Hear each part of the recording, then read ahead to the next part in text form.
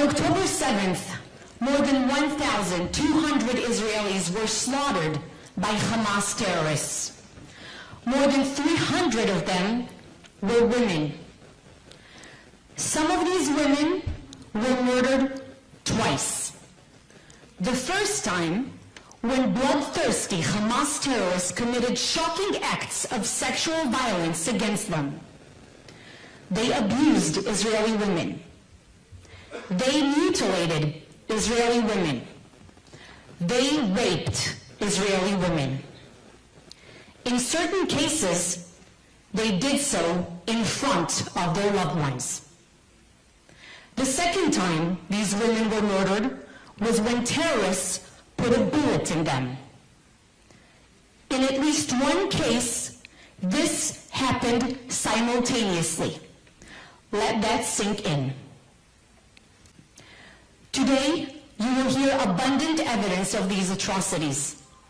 Because, as I said, these women were murdered 2 times. We will not allow for a third time to take place through denial and neglect, a refusal to acknowledge and grieve them.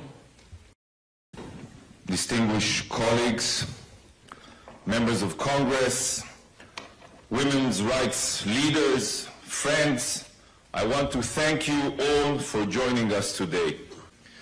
Friends, on October 7th, Israel suffered the most brutal massacre since the Holocaust. The atrocities committed by Hamas were more barbaric than ISIS. Some say more cruel and barbaric than the Nazis.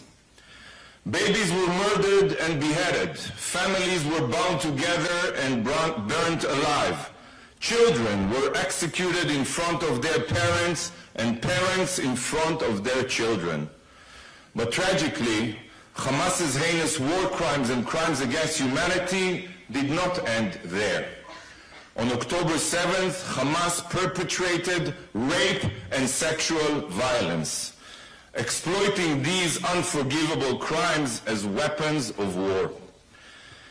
These were not merely sick, spur-of-the-moment decisions to defile and mutilate Israeli women and girls, to parade their naked bodies in the street while onlookers cheered. This was premeditated. This was planned. This was instructed. Hamas terrorists were told to commit these acts of sheer evil in order to terrorize us and our families, in order to drive us away from Israel out of fear. This is the enemy that we are facing. An enemy that views reprehensible gender-based violence as part of their genocidal war against Israel. An enemy that proudly weaponizes the cruelest forms of sadism. An enemy that views Israelis not as human beings, but as vermin. This is precisely why such evil must be eradicated. Hamas has no place among humanity. Today, we will hear how women of all ages, from young girls to grandmothers, were not spared. We will hear of violence that is absolutely unthinkable. We will hear the voices of those who can no longer tell their stories, and this is why today's event is of the utmost importance. Sadly, the very international bodies that are supposedly the defenders of all women showed that when it comes to Israelis, indifference is acceptable. To these organizations, Israeli women are not women. The rape of Israelis is not an act of rape. Their silence has been deafening. I even sent photo evidence of Hamas's crimes in 2 separate letters to UN Women, which have both been ignored. Only 2 days ago, nearly 2 months after Hamas's massacre, as UN Women showed an ounce of recognition, but this is too little, too late. UN Women ignored all of the proof and were blind to all the evidence, including video footage of clear testimonies of sexual crimes. Instead of immediately supporting the victims, UN Women brazenly suggested that Hamas's gender-based violence be investigated by a blatantly anti-Semitic UN body. This is UN Women's response. So I will state clearly today, the investigation that truly must be carried out is an investigation of UN Women's indifference to the heinous crimes against Israeli women.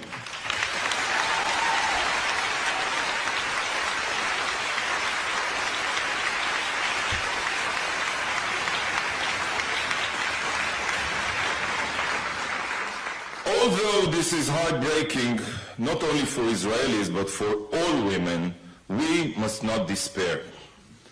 Look around you. Look at this room. It's overflowing with steadfast leadership and unbreakable values.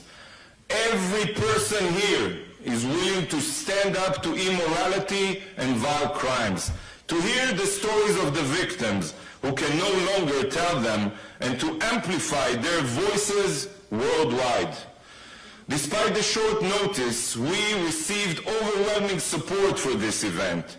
This is an immense source of inspiration, and it empowers women everywhere. If the UN chooses to remain silent in the face of evil, that doesn't mean the world will follow suit. If the top-down approach is broken, the bottom-up approach will prevail. The world will know the truth. We know the truth, and we will make the truth heard. The stories of Israeli women will not be silenced. The truth will prevail, and justice will be brought. Good afternoon. It's very important that we are all here. It is very important that we are giving voice to the women who were raped and murdered on October 7th. It's very important that we are speaking truth to power at this time and in this place. I'm grateful for the leaders here. I'm grateful to Cheryl for your voice, to take your platform to speak out so loudly and so boldly and so clearly is essential. I'm grateful for the ambassador, for your searing words, your absolute truth, and your unwillingness to accept silence from your colleagues at the UN.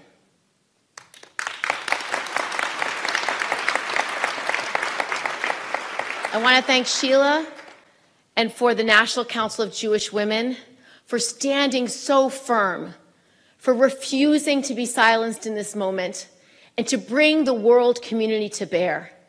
When I saw the list of women's rights organizations who have said nothing, I nearly choked. Where is the solidarity for women in this country and in this world to stand up for our mothers, our sisters, and our daughters?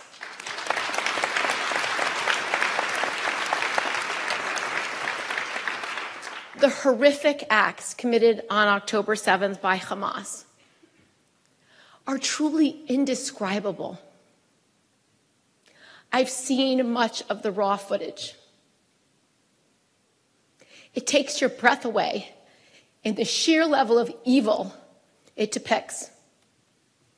You can't unsee when you see it, and it haunts you like no other image you could ever see on a movie screen. The barbaric acts are acts beyond what we have seen from ISIS, Al-Qaeda, other horrific terrorist organizations around the globe. Witnessing people trying to behead people through many means is disgusting. Hearing the testimony about what has happened to women, the types of dismemberment, the types of sexual violence to degrade them, to bring fear in their final moments, to bring fear in the eyes of those who had to witness the atrocities, is unspeakable.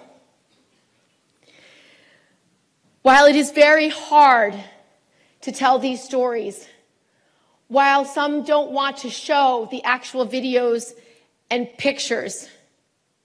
We must demand it.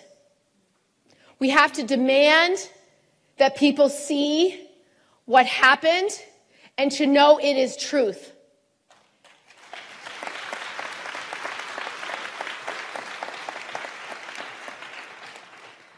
We collectively must ensure that the world knows the heinous, horrific, barbaric nature of Hamas's actions. We have to ensure that it is engraved in history for all time, just as when we go to see Yad Vashem and see the memories and the moments and the failures and the cruelty and the horror of what happened during World War II. One of the earliest images that we have been able to see is the attack during the attack was that of Naama Levy. She was being dragged by her hair, her hands tied behind her back, thrown into a truck, blood streaming down her face, streaming down her arms, streaming down her back. Her sweatpants were covered in blood, streaming down her legs, clearly a victim of sexual assault. She was in terror. We've seen photos of bodies of all ages with unspeakable injuries. We've heard testimony of young girls being killed with their pants pulled down and naked, alone, afraid, and in terror. The mountain of evidence, forensic examinations, eyewitness testimonies from survivors and paramedics, video footage from Hamas itself, the words of Hamas declaring victory about the 10 people that he killed to his mother, recorded on his cell phone. It embodies a level of evil we don't see. It's hard to hear. It's hard to witness. Rape's been used as a weapon of war for centuries, a deliberate form of torture that serves to dehumanize and terrorize not just the women, but the entire community. This explains why the atrocities committed on October 7th and the international community's reluctance, even refusal to condemn or even acknowledge them, doesn't just strike fear in the hearts of Israeli women, it strikes fear in the hearts of every woman and girl around the globe. Their bodies are not worth defending. Their humanity is not worth protecting. The world community must do more. It must demand accountability for these intolerable crimes. The United Nations must denounce Hamas as a terrorist organization that uses rape as a weapon of war. The United Nations must live up to its purpose of upholding the principles of international law, and the United Nations must condemn these evil crimes against humanity.